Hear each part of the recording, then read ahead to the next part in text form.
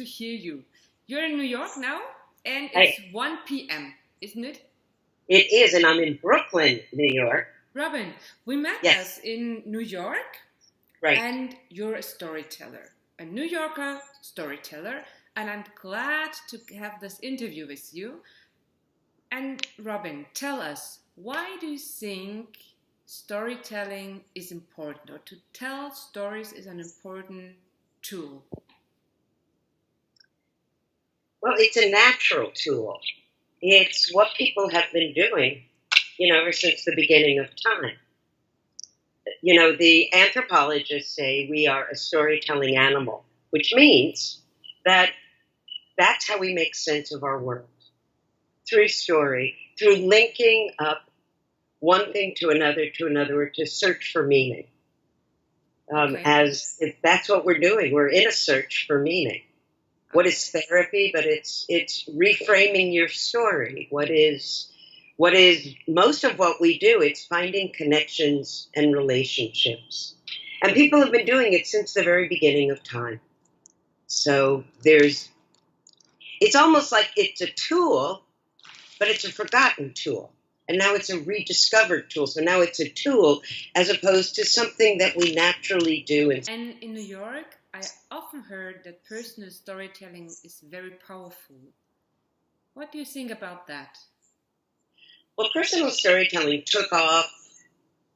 Well, gosh, people have been doing it forever, right? Yeah. Since you sit around with your buddies and you shoot the shit. Can I say that? Shoot the shit? Yeah, of course. But okay, I don't know. We have things here. You don't always say certain things. But, you basically are chewing the fat, and which is a nice idiom for talking about, sorry, my cat's tail's in the way. She's a story unto herself. But, people sit around and talk. And when you listen to somebody, you always can identify if it's a good story. And then you learn something about the person, about yourself. And I think there's been a resurgence of that, but in a more heightened form, in a performative form, as it is, because it's powerful. Yeah. And why is it powerful? Because you see people get up and say something, and you go, maybe that's not me, but it could have been me. Yeah. Or I can identify with the facts, but those feelings I have felt. I have a story that I tell about date rape that happened to me. Yeah. And as soon as I get off stage, it's a funny story because I believe in humor. And it's a serious story because it's a serious thing. But at the end, when I get off, there's always 5 women, at least, who walk up to me and say, thank you. That is my story, too. Do you think that the actual political situation in New York influence the stories? Now, with all the things that are going on in my country around Trump and the panic and the fear that many people, I don't know who the core is who voted for this guy, but I really don't. But many people are creating art that reflects it. Mm-hmm. So on Sunday, I'm going to be part of a festival that started already called the Speak Up, Rise Up. And it's stories from marginalized people. My show, I have 5 other women, like from all different races and nationalities, telling a story about, one is about racism, one is about realizing you've been brought up a racist. My story is about wage theft. Mm-hmm. And someone else's story is about gentrification, which is, it's a big deal in Germany, too. They just keep gentrifying our city, so no one can afford it. And the other one is about the police harassing females. What stories like New Yorkers most or are very popular to tell? I think the personal stories are the most popular now. And it's changing. It started with the Moth, which, if everybody doesn't know, it was an organization started by a group of writers who wanted to hark back to the old days in the state of Georgia where they used to sit around, on the porch watching the moth circle the flame while they... Okay. That's where it comes from. And it turned into something that's a slam where there's a topic and somebody tells, 10 people tell stories and they're judged on a very strange way. I mean, if you're there, you may or may not agree with who wins. Mm-hmm. Sometimes I do, sometimes I don't. If I have friends up there, it makes it harder. Yeah. And that's that. And it's like it became so much fun.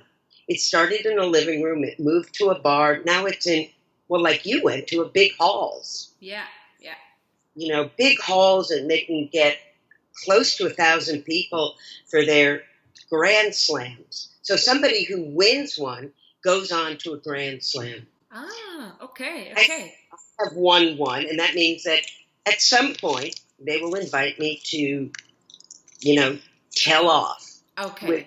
Against 10 other people. And there's 1,000 people looking at you, listen to your stories. Wow, exciting. I know, it's actually really fun. I'm excited. But there have been in the storytelling world that started earlier, and I believe you're going to talk to Panina, who is one of the progenitors of that movement. Mm-hmm, mm-hmm. You should probably talk to Laura Sims, who is another. But it started a long time ago. It started in the 70s. Oh, really? And I don't know where it came out of. I mean, with some people, it came out of the folk song movement. I think people who were folk singers or singer-songwriters started to tell stories and found they liked it. Mm-hmm. Some people were comedians.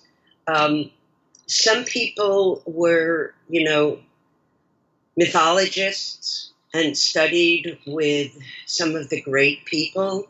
And they all came together in different parts of the country about the same time to start telling myths and folk tales and folklore, to retell them. Yeah. That movement is also still strong. It is not a younger movement, not now, but it was. Mm-hmm. And I'm sure it will be again, because these are stories that never go out of style. Yeah. And a lot of people in that movement also started telling personal stories, and that was before the moth. Mm-hmm. They were longer stories, not these 5 or 10 minute stories. Yeah. Hour stories. An hour. Right. Could you tell me what is the funniest exercise in your workshops? None of them are funny. They're all perfectly serious. I believe you, yes. What am I funniest? Okay, it depends on who I'm doing it for. I do a workshop that an exercise I start with, and you stand still. Everybody in a group gets up and stands still, and then one person starts to walk, and then everybody walks. And then somebody else stops, and everyone stops. That may not seem funny, but it is. And when you do it with middle school and high school kids, feel dumb. And it's watching them trying to decide if they should look at each other or not, or move or not. Yeah. I'm not funny. I'm dead serious. Okay.